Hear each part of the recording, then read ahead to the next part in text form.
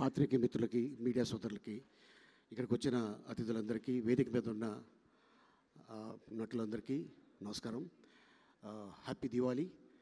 దివాళీ రోజున రాజేష్ గారు ఆయన శివ గారు లూడో బాగా ఆడారు.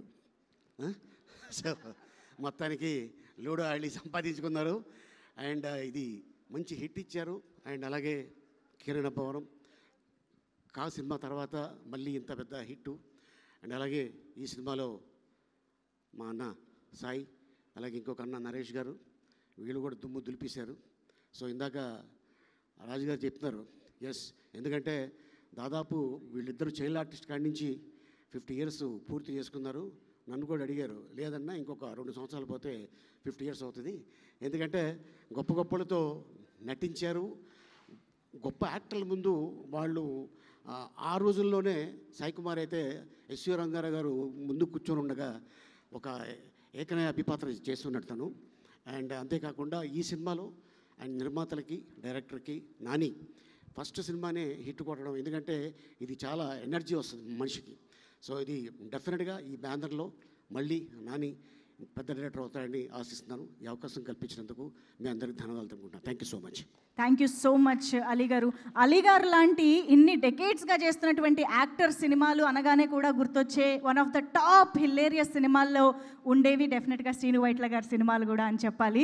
సో అలా ప్రతి కమీడియన్కి, ప్రతి యాక్టర్కి వాళ్ళ లైఫ్లో, వాళ్ళ కెరియర్లో నోటబుల్ అండ్ గుర్తుండిపోయే అచీవ్మెంట్స్ని, హిట్స్ని అందించినటువంటి మా ఎంటర్టైనింగ్ డైరెక్టర్ శ్రీను వైట్ల గారు ఇప్పుడు మాటలు వినేద్దాము. అందరికీ నమస్కారం అండి. మీడియా మిత్రులందరికీ ప్రత్యేకంగా నమస్కారం.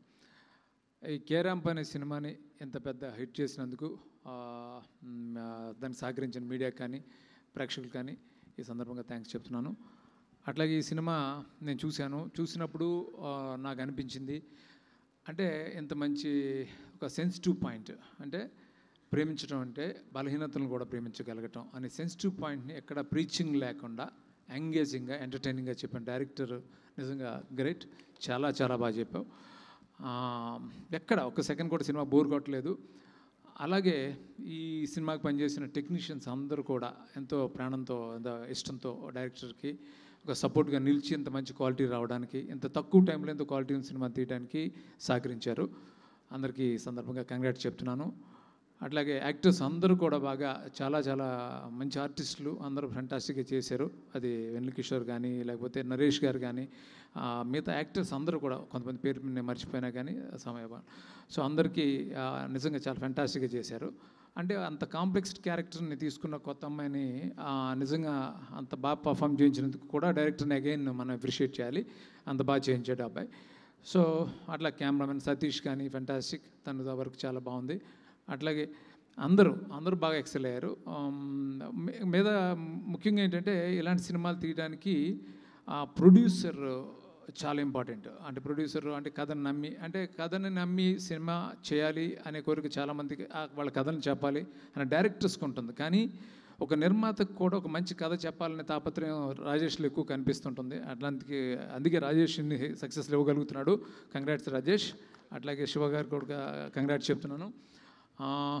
అట్లాగే కిరణ్ గురించి నాకు చాలా హ్యాపీగా అనిపించింది. అంటే ఎంత ఎనర్జెటిక్గా చేశాడంటే తను నిజంగా రవి, నాకు అభిజ్ఞ ఫిలిమ్స్ వెంకీ దుబాయ్ సినిమా చేసేటప్పుడు రవి ఎలా ఉండేవాడు అలా అనిపించాడు. సో తనకి చాలా చాలా మంచి ఫ్యూచర్ ఉంటుంది.